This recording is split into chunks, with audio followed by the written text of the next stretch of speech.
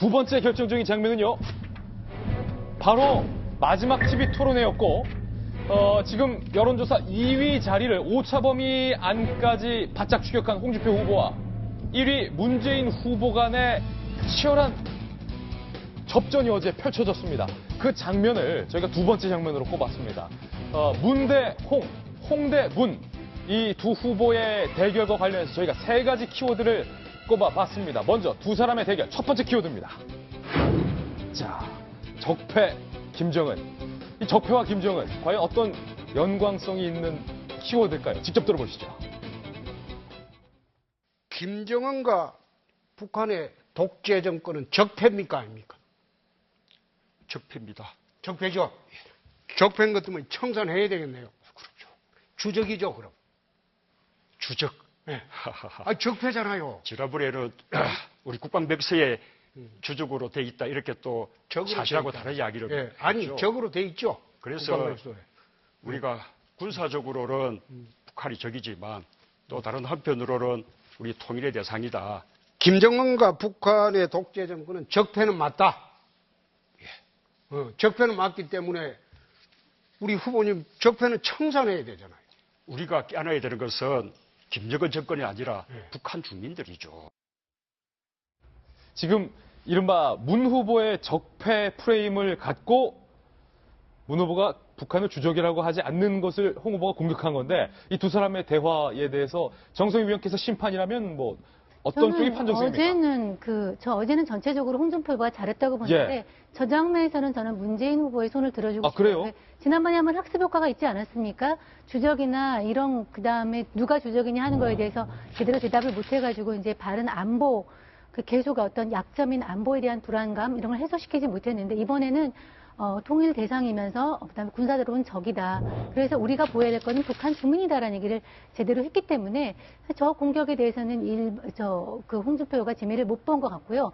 다만 이제 여기서 우리가 하나 알 것은 우리가 프레임 논쟁에서 예. 여러 번 얘기를 했잖아요. 이 적폐 프레임이 어느 단계에선 선거에 확실히 유리한데 또 어느 단계를 지나가게 돼서 어떤 대세론을 형성하고 있는 상황에서는 적폐를 가지고 계속하는 것이 어저께 두 번째 선거가 국민 통합 부분이었습니다.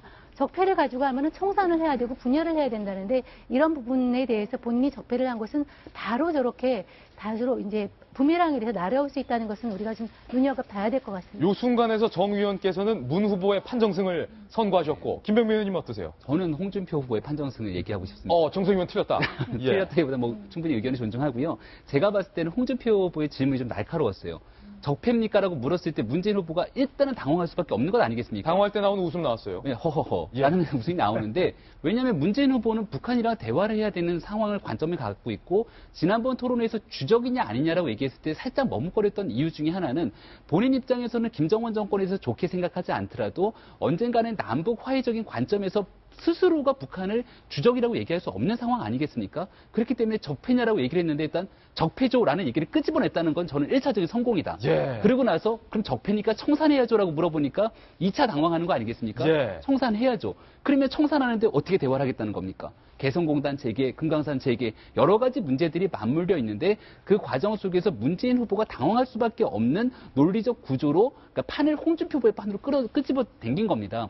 그러니까 지금 적폐청산이라는 얘기들을 일부러 꺼집어낸 것은 문재인 후보가 정책 공약집 1호의 적폐청산 특조위라고 하는 것들을 만들어내겠다라고 해서 사회적 논란이 되고 있기 때문에 그러한 문제들을 한 번 더 끄집어내기 시작하면서 문재인 후보의 대북관에 대해서 한 번 더 검증하게 들어간 부분들이 생기는 거거든요.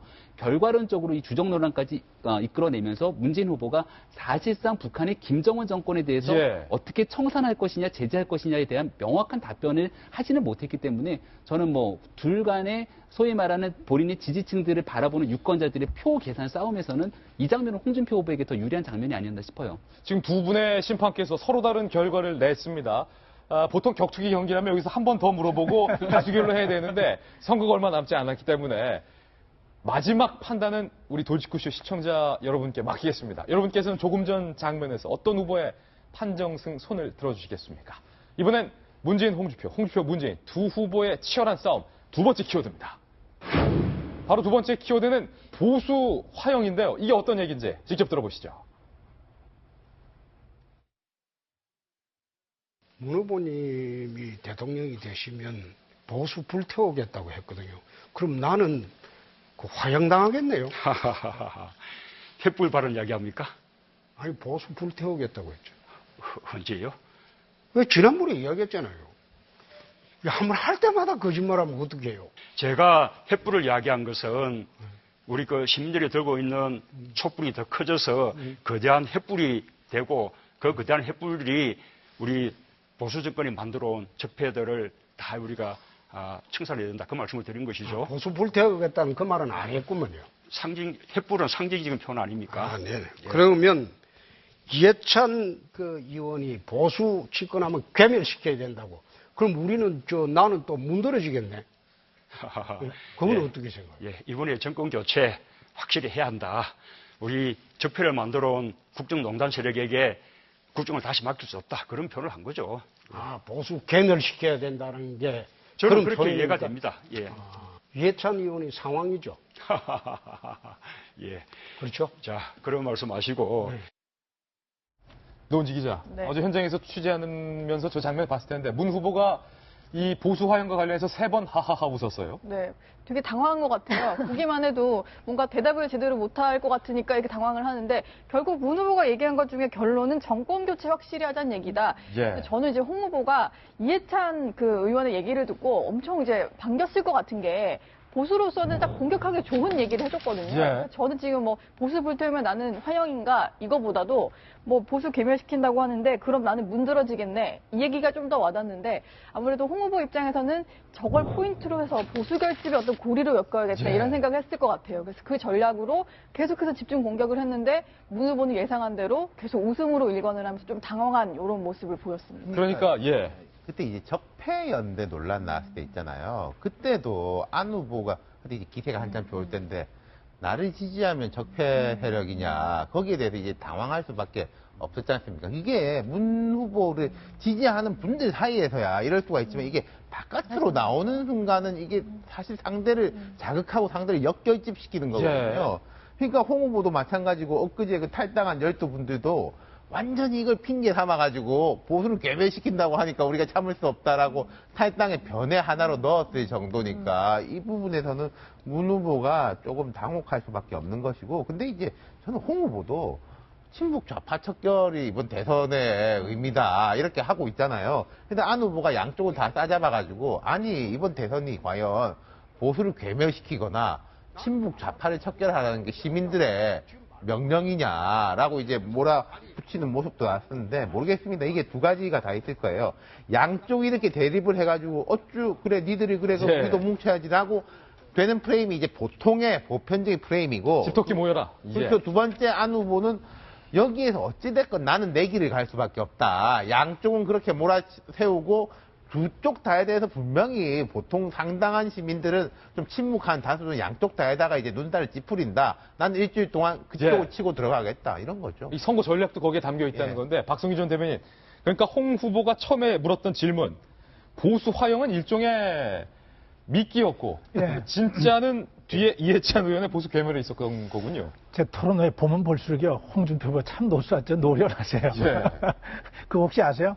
저런 홍준표 후보 얘기들이 젊은이들 사이에 아, 참 재미있다, 시원하다 해가지고 이 동영상으로 만들어가지고 젊은이들이 자꾸 퍼뜨리고 있다는 거예요. 자유한국당 입장에서 볼 때는 굉장히 좀 고무적인 현상이죠. 젊은이들이 관심을 가지고 있다는 것 자체가. 저는 홍준표 후보 입장에서는 상당히 머리를 오랫동안 계산해서 준비한 얘기를 한 것 같아요. 사실은 누가 보더라도 우리가 어제 토론의 주제가 통합이었잖아요. 통합을 얘기하는데 그 문재인 후보 쪽에서 나오는 적폐 청산 얘기나 이해찬 후보가 선대본부에서 얘기한 이른바 보수를 괴멸시키겠다는 얘기는 누구한테도 그 맞는 얘기가 아니거든요. 같이 가야 하고 대한민국의 바른 성장을 위해서도 바른 미래를 위해서도 네. 양쪽이 같이 견제하면서 균형을 추구해서 가야죠. 저는 어저께 저 문제 관련해서 홍준표 후보는 좀 작심하고 나와서 작심하구나. 예, 그리고 할 얘기를 다 했다 이렇게 봅니다. 예. 예.